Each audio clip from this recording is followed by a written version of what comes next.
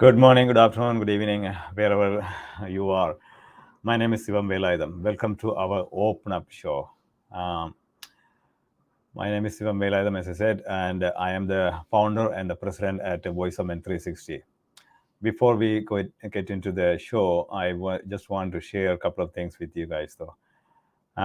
Voice of Men 360 is a non-profit organization founded in 2020 and is based in Toronto, Canada.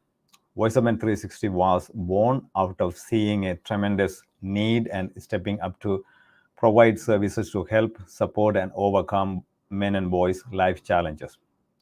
We are part of International Men's Day. International Men's Day has been serving for over 21 years.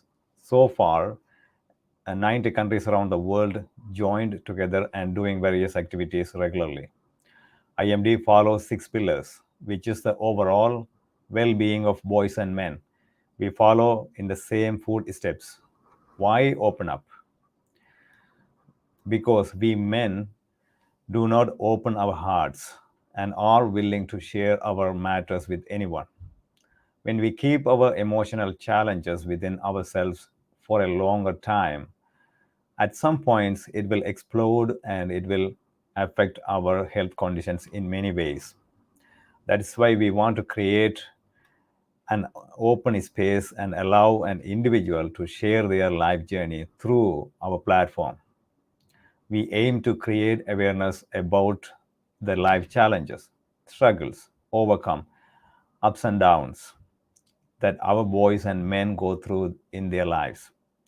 There are no limitations with gender, age, nationality, or ethnic groups with sharing your life journey. All walks of life can participate. Our goal is to make positive impact on someone's life through this program. Open Up is on Sundays at 10 a.m. Eastern Time. We bring an individual to each show and let them share their life experiences with you. Before I introduce our special guest for today, I would like to go through our disclaimer. We would like to remind you that Voice of Men 360 mission is always delivered with the good faith toward peaceful harmony. The views and opinions expressed in today's episode are those of our speakers, do not represent Voice of Men 360. Our organization engages in discussion forums to offer inspiration and create awareness to the issues of men who wish to overcome their life challenges. We are not providing medical or therapeutic advice. Should you require that type of assistance, we recommend you contact a medical professional immediately. If you have questions or concerns about today's episodes or any Voice of Men 360 content, please email us at info@voiceofmen360.org. Today we have a special guest, Akoshua Brown. Is the founder of What's Your Story Author Services. She is a writer, book coach, and a publishing specialist who has been working in the public industry for over 25 years. Before she started her own businesses, she worked in traditional publishing houses in the UK and in Canada, plus with top literacy agency. Akoshua is the co-creator of a magazine for autistic kids that is on several best for kids and teens lists. Several TDSB librarians have said Outfox magazine should be in every school. Another focus for Akoshua is using writing to add spirituality and creativity to your life, as both are paths towards healing, forgiveness, and creator self-love. Akoshua is a mother of 4 children. They share their home with a dog, 3 cats, and a hedgehog named Buck. Welcome, Akoshua. Oh, good morning, everybody. I think my mic's off. Good. I hope you can all hear me well. But anyway, good morning, everybody. So pleased to be here. Thank you for this invitation. Thank And you. Will, you can take it away from here. Oh, cool. So what was your inspiration to become a writer?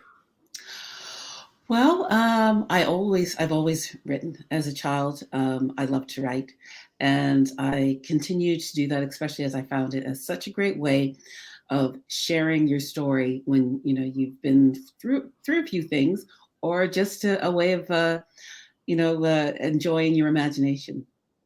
That is why I write, and I continue to write as a ghostwriter, as well as writing my own things, as a way of helping others to share their own stories.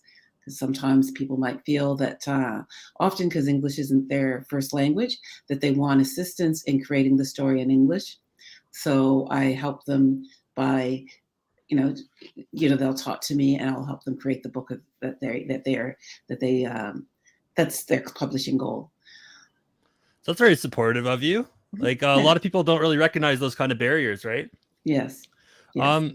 So where, if you look back like on your like childhood or like upbringing and stuff, is that something that you got from a mentor or something, or like where were you supported to have that perspective of what it means to be supportive and understanding? What a wonderful question. Like many of us, I've had my ups and downs. For example, I was widowed quite young when I was in my 30s, and I had two little boys who were 2.5 years old and 14 months. So yes, I was in great need of support. And often when you've hit, that rock bottom, that you just often feel that you deserve it somehow. Depression does that. That little liar in your head tells you that you're an awful person, and that's why all these bad things happen to you. So through getting support, through social workers, life coaches, and lately through this wonderful group called Love Your Vibe Transformation, that's where I've and others, because getting well is truly a team event. And so through many services, I discovered how, self-love again, and creativity is one of the sincerest forms of that, and writing, dancing, acting. Did I say song yet? Yeah, all that is part of self-expression. And certainly for me, writing is the one that I use the most. That's a lot of really important perspective there, right? Because like step one of that is recognizing that you're not healthy, right? Recognizing that there is depressive things going on and that you need to have some kind of intervention in that. That's exactly right. So I'm going to be a little prejudiced here and assume that like upbringing and like parental roles or like figures, if it's not actual bio parents, like what is the earliest time that you felt that you were like establishing what health feels like and what function feels like with dancing, with expression and everything like that? Well, I am blessed to have had a wonderful childhood. My parents loved me. My dad was, like many dads of the time, a bit standoffish. And really, I came to understand and know him better as an adult. As a child, he was so busy working that often I felt like we only got to kiss him on Father's Day and Christmas. And when he was home, my mother would be shushing us because she didn't want us to disturb his sleep because he had to get up and go back to work. But dance is a strong part of my culture. My background is Jamaican, and church, there was a lot of music. And so through music, you lifted your voice so that you could create a joyful noise that would reach God's ears. So that kind of thing where you were encouraged to dance really was something I felt. Although for many of us, when we're a child, it's when that inner critic steps in and says, oh, you shouldn't dance because you're not good at it. You're not a ballerina. You shouldn't dance. You shouldn't sing because you don't sound like Beyonce or Celine Dion. And you shouldn't write because your first draft doesn't look like something from Margaret Atwood. So certainly part of working towards healing is quieting that inner voice and healing that inner child that was told to shush far too often. I can appreciate that very much. It sounds like you're talking to me directly right now. I'm not going to lie. Great. So how did you, like, how did you bring that concept into writing and like healing and forgiveness and greater self-love? Like why those things and not being successful and supporting yourself and like other things that we hear about successes in life? That's a very interesting question there as well. Partly as someone who's always had a creative mind, you bring in these ways that enable you to be uniquely you. And my business now is helping people to write.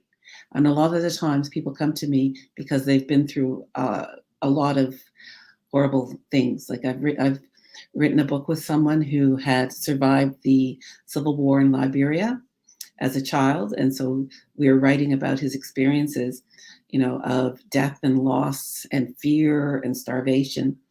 And so being in the background of that, because of course it's his book and it was written, it's called Witness, A Civil War Through the Eyes of a Child. Being in the background there, you're helping him to express himself freely and to help him meet the goal of having a book that illuminates what his nonprofit wants to do, which is to save more children. And same with several others. I supported a writer her book is called Little Tsar of Tehran. Her name is Sarah Rahimi. And, the name of the other book, it was written by, his name is Q Karmu. So Sarah Rahimi's book, it was about growing up in Tehran as a girl where, you're forced to cover up in that some of the things that we take for granted, like speaking to a male cousin even, or laughing too loud or singing or dancing can get you in real trouble. In one point in her book, she had to push a friend, it was actually her cousin, out the window because they had threatened. A neighbor said, "I see what you're doing in there," and that he'd called the morality police, which could have meant that they'd have had to marry on the spot or silly things like that. So through working behind the scenes with authors like this is where I learned to help them, because often when people come to write a book, they've done a fair bit of healing, but in order to do it to write a book about it, you have to kind of rip that Band-Aid off, and open up that scar tissue, because you want to share it in a very real way. So it means you have to get back in your mind when you were first experiencing that trauma, and you can't really write from the healed place if you want to get people in there and to understand your growth and the transformation.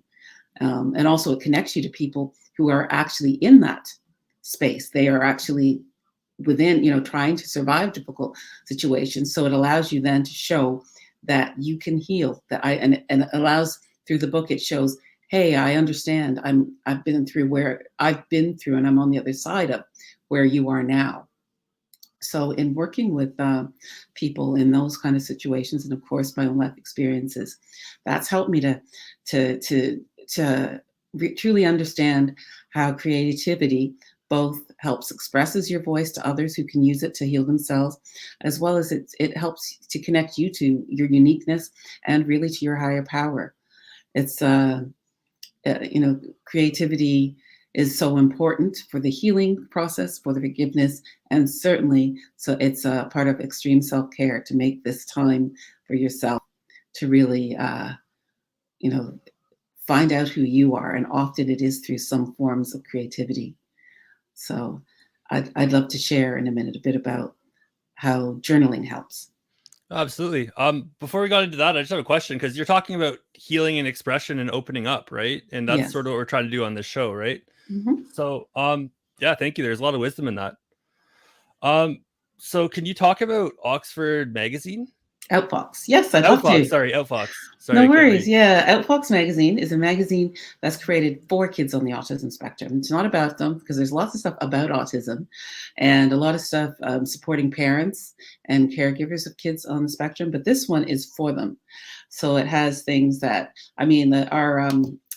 the company name is CEDA, which stands for Celebrating, Encouraging, Inspiring Diversity and Acceptance. And by that, we really mean self-acceptance, because when you're different in any way, as so many of us know, others notice it, and often not for the best. That these kids tend to have, I think the statistic is something like 10,000 negative comments about them by the age they're 12. So they're just bombarded with negativity.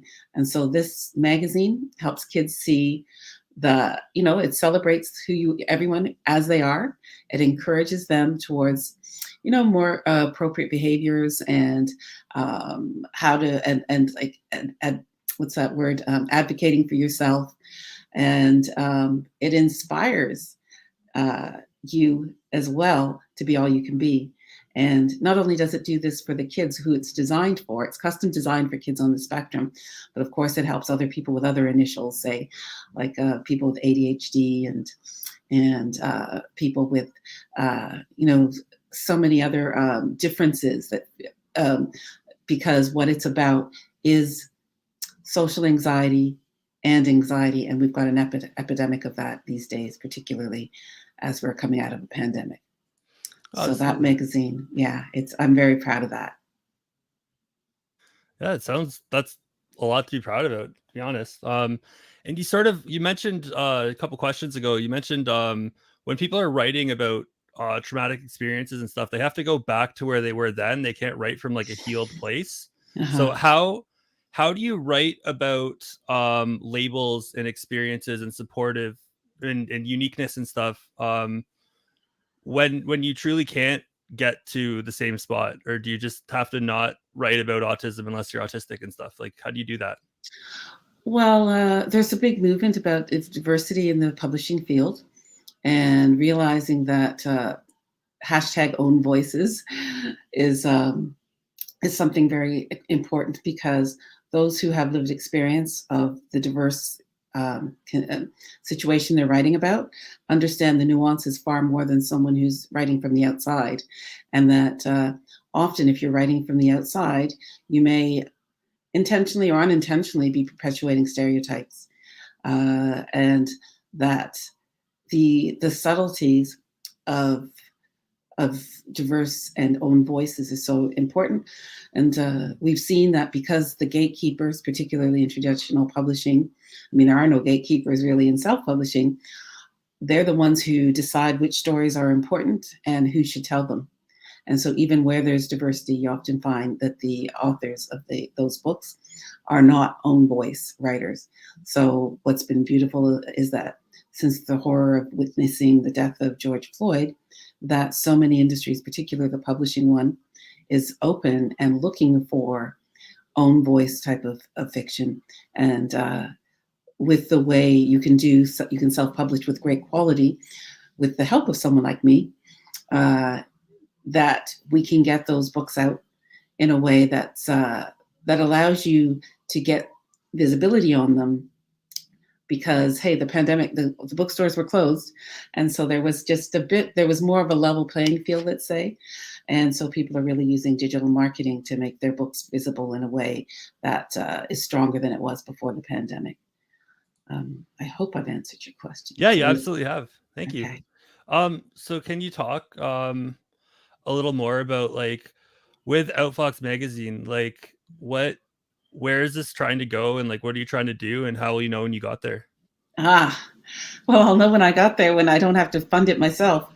So we're looking for, because it's been entirely self-funded. It's it's volunteer run, which is why we've often had, I'll say often, had trouble meeting our deadlines.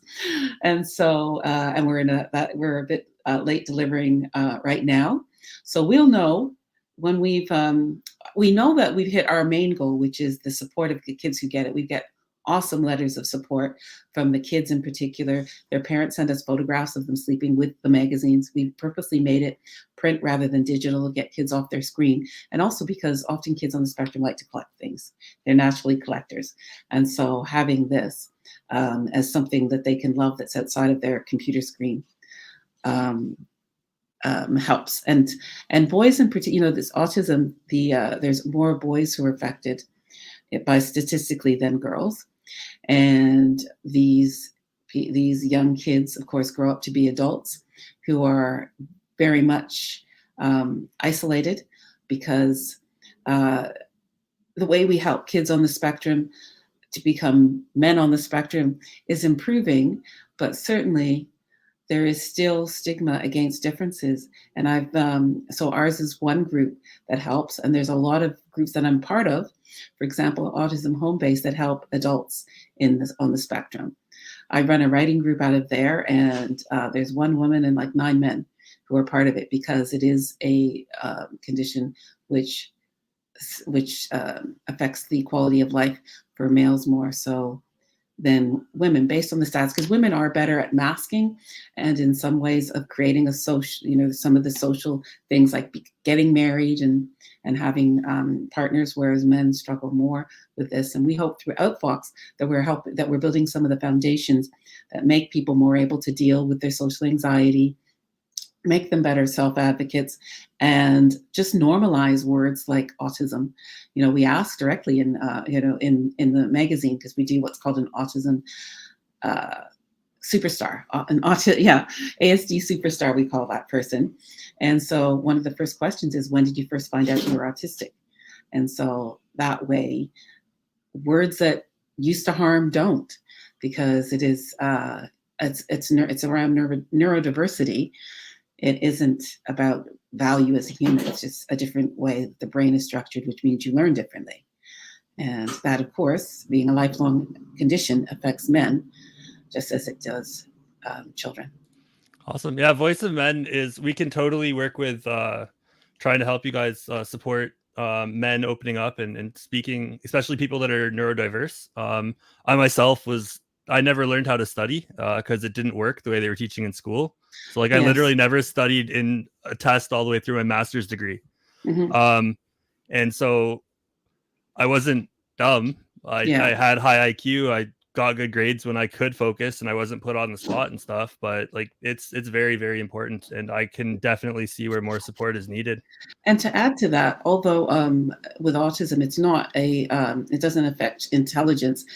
Sometimes you might have another condition that does affect it. So about 50% are of normal or higher than average intelligence, and yet they have an unemployment rate of 80%.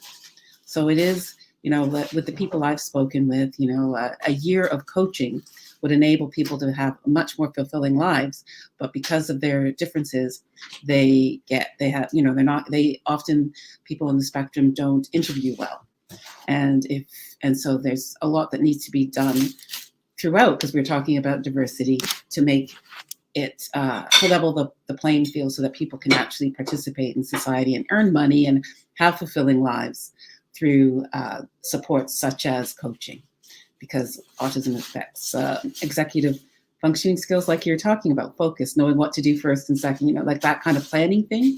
So I very much understand some of the difficulties you've described that you've had, and it's something we aim with the magazine, and that I aim through my other writing practices to help people to work on and improve. Awesome. Yeah, and it's so ingrained in our society too, because one thing that parents and teachers will do is they'll decide like, oh, do we have to get this guy diagnosed and formally test, or can we just watch his GPA and make sure it doesn't drop too far, that he's struggling too much? You know what I mean? Or because other people are more of a problem in the classroom, they just let them slip through the cracks, because maybe my son, he was very shy. So if I didn't push for it, they'd have not bothered to watch his GPA or whatever, because he wasn't making trouble. Right. So then, how do you recognize health and diversity simultaneously? Like when you have metrics of success, that tends to be pretty linear. It tends to be like a percentage or a grade, or like how do you acknowledge that success is also neurodiverse too?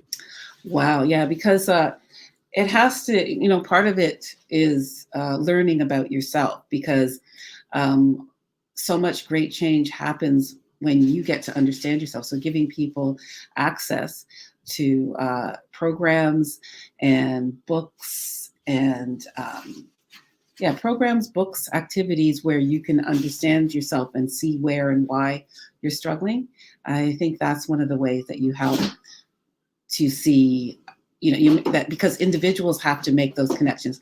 They're caregivers, like for example, with people on the spectrum who might not recognize, what it is that's causing their unease, they can lead people to these programs.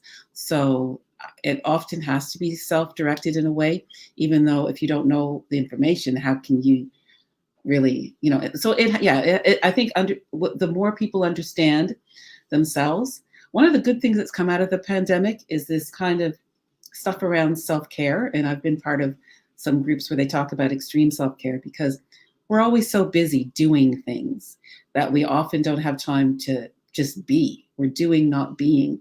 And I think a lot of the work to help people to see that that life should be more than busy, that for people to connect to whatever goals and dreams they had when they were younger and they were freer from mortgage problems. Because typically people think, oh yeah, I really like drawing or dancing or theater or singing or whatever. I'm going to wait till I'm retired to do it. And so what's so important is that people bring this into their lives. And so one thing I'd like to suggest to people who are listening is that one of the things is that you try to commit to journaling, because when you journal, you're writing down your thoughts, your unique thoughts. And with time, you can start, because at first your inner critic will say, oh, this is a waste of time. Or who do you think you are? That you think it's important to write your stupid thoughts down. But after a while, you just keep at it, and you can make that inner critic stop, because through those, your journal, you get to understand yourself better. And the other thing I'd like to recommend is that people take themselves out on a date on their own. Go for a walk in the park on your own, or if you're in a city, you might go to a different part of it and look at the sights and sounds, just to just create even half an hour of time for yourself to explore what you like and just to look at things, because we're so busy that we often don't spend any time just noodling or dawdling or doodling and stuff like that. And I think that's really important, both to understand yourself and for self-help, self-healing, and self-care. I can appreciate that. I wish everyone with a little bit of social anxiety or could look through a social anxiety lens to see how awkward it is to sit in like the keg and eat a steak by yourself. Yes. But I really take myself out on dates, I think taking care of ourselves is important. Yeah. Well, let's not make it so hard. So we won't say take yourself out to the keg, but more, even if it's going to the dollar store and getting a notebook that you're going to use for journaling, and knowing, hey, or wherever there's notebooks, but at the dollar store, you can get fancy pens, Staples, you can do this. So just a date where you're doing something that's going to help you engage in something else, say. So not something that's going to increase your social anxiety, like going to a cafe by yourself in the beginning might not be easy, but eventually you might be going to a cafe and sitting there to write with a cup of tea, and then at least you're out and about, and it reduces the loneliness when you don't feel like that you have no option but to stay at home on your own. Yeah, and there's a few traps too, specifically affecting boys and men. Like when you're about like 10 years old or even younger now, with things like Minecraft and stuff, like video game addiction is really a really big trap that a lot of people get sucked right into, right? Yeah. So if you feel comfortable in your social setting and in your interactions with other people on video games, and it's a pandemic, so you can't even actually go and see people, how do you recognize that you've pathologized your whole life? Yes, exactly. I've heard of that quite a bit, because at first the idea, just like you're saying, it was a way of connecting, and now it is a bit of a problem. So I don't have the answers on that. I've seen, with my own kids, how the pandemic has made it that it's hard to go to socialize, and there's so little opportunity. My children are 17, 18, and in their early 20s, and I have four children. And when I was their age, in my young 20s, you could go out dancing, and that was a way that you hung out with friends and you met other ones. But now so many things are closed to them, and they're just reopening. So so that's going to be something that that we'll have to look into for mental health services and wellness services, just because it is very new, that people have trouble. I myself, and I feel like I did suffer from depression and anxiety for many years. And I still have become very comfortable in this time where I don't have to go out, and it's worrying me a bit. And I don't feel like I have the challenge. I'm aware of it, so that at least when you've been through depression and anxiety and you can see where you need help. Right now, I feel I'm aware of it, but I don't feel like I need help with it. But it's just that I think that people are going to have to be really aware of the fact that isolation is going to make whatever the new world order will be, like going out. Like I went and had my first in-person client meeting since March 2020. And wow, did my brain try to make me cancel it several times because of the anxiety of doing that. But but when I did it, I had a good time. But I do think even with someone without social anxiety, that it's going to be quite a transition, that it's going to be, there's going to be a lot of fear. So it's even things like shaking hands, giving hugs, like face to face, it's a whole new thing. Elbow hugs now, the elbow to shake. Yeah. And I think in some ways that people end up feeling bullied into hugging in a way, because like, I should do this, but I don't really want to. And especially since this pandemic, and it's like, this is what we do, even though there's fear there. So that creates anxiety as well. There's going to be a lot of stuff to consider as we come out of this. Yeah, and I think it's also important to recognize that, just like we're talking about neurodiversity, everyone's got their own sense of personal space and boundaries and stuff, right? And it's important to let people set them individually. And some people might not feel comfortable without masks after this, right? That's right. That's right. What it is. You can't shame people for wearing masks after this. They might be anxious. That's true. So you've gone over, like, you're really wise. I'm like blown away by this, but basically, like, you've contextualized a lot of things that could have been potentially very negative traps that you could have potentially been stuck in, and a lot of people stay stuck in them for a very, very long time. And that's really important context. I'm just trying to, like, can you think back to any life experiences in particular that gave you this kind of compassion and context and like commitment to health for yourself and your kids? Yeah, because when you've been that low, I remember at one point, I was looking for therapy after my husband was killed by a drunk driver. And I was just at a low point. And luckily I happened to be somewhere where someone noticed, and they brought me in to see someone. And she said something like, the counselor is busy. And I remember just thinking, everyone's busy, and so like so seeing how even where people do want to help, that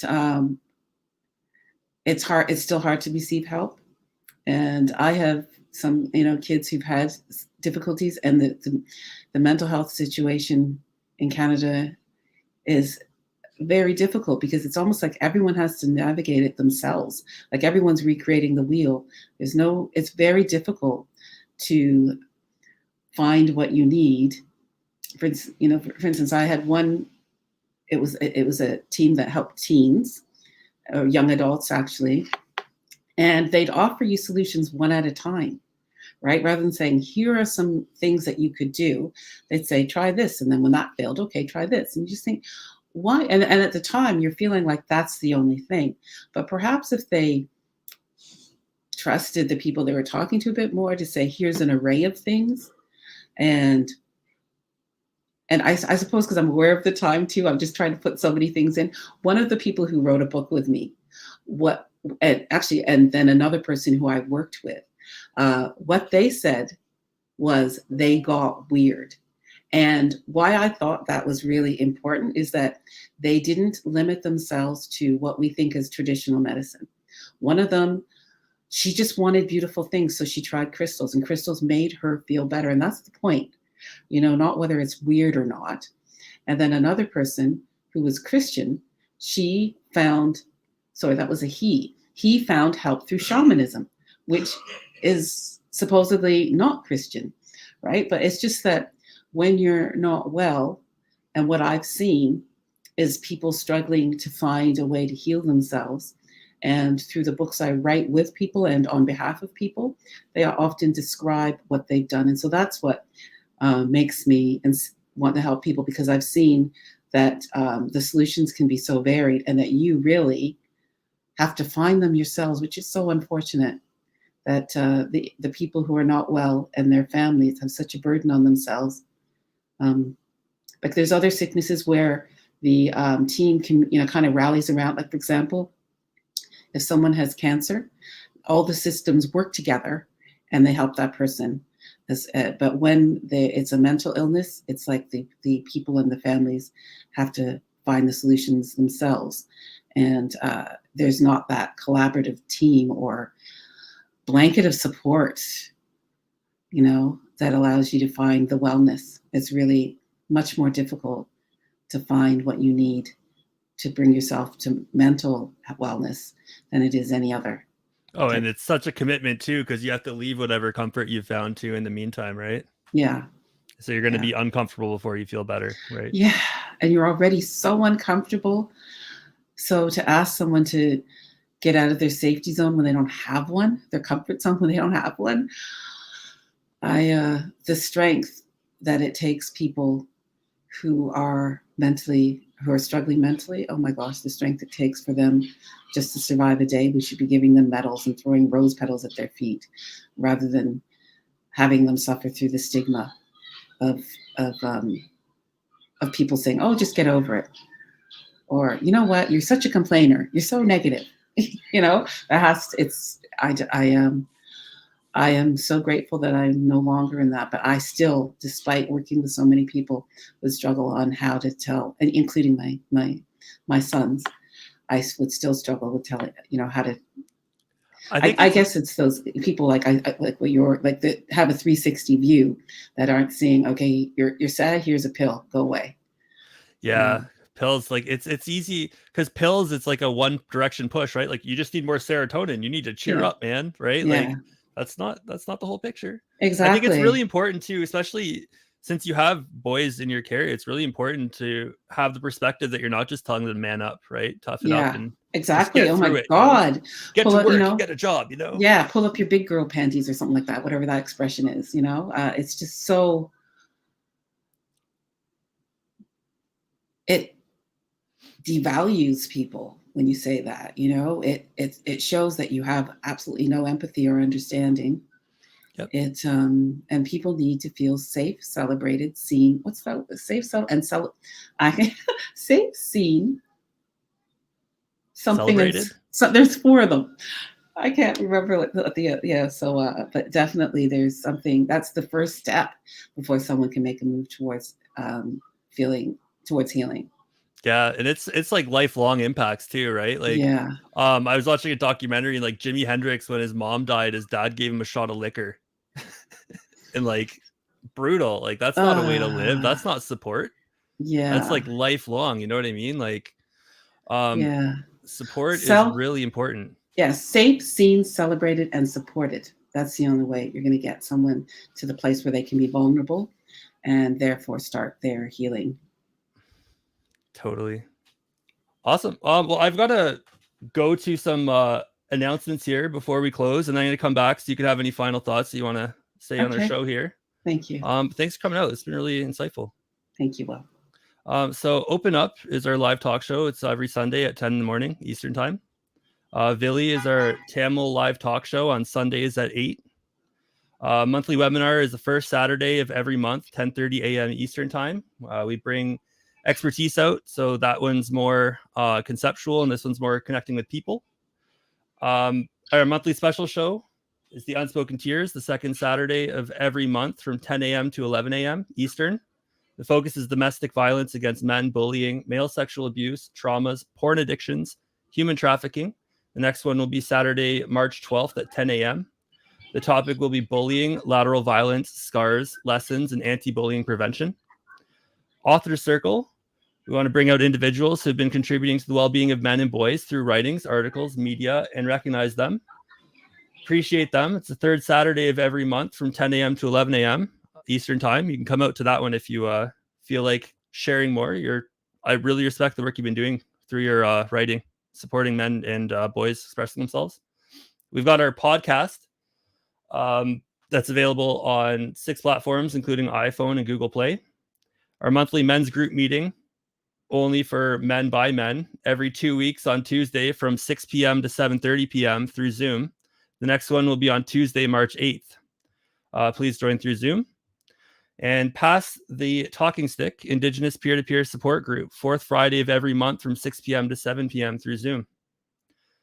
There are no limitations with gender, age, nationality, ethnic groups. We welcome all walks of life to participate in our shows.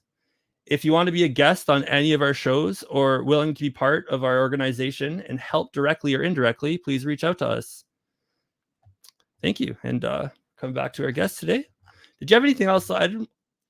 Outfox Magazine, like that is a very good thing that you're doing there to help boys and men express themselves. Sorry, I won't direct your last closing comments though, like whatever you want to say. Is there anything else you want to talk about? Well, to close, I just like to remind people to tap into their inner, to tap into their creativity, that particularly journaling really helps you to, because it's uninterrupted time. It's time, you're not going to share that with anybody. It's and no one gets to see them, that it's a way to really connect to yourself, and that it's so important and freeing to do that, and that sharing your stories, which being creative will help you to do, is so important, because your story and the way you tell it might be just the thing and the way someone else needs to hear it and could actually save lives. So that's how important sharing your voice is, sharing your story is. Well, thank you very much. Thank you. I guess that's our show for this week.